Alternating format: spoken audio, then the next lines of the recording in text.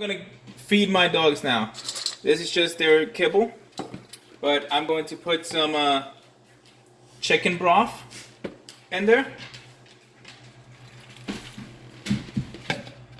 some diced up garlic,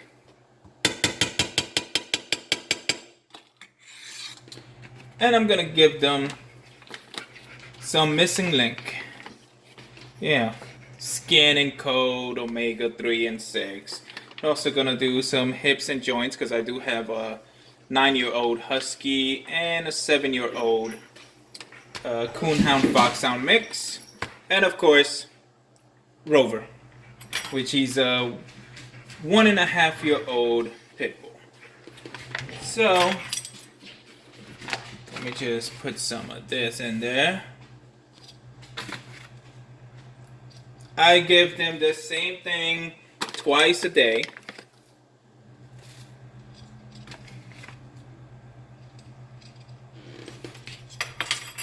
Or sometimes I use cottage cheese or some plain yogurt, and they love it.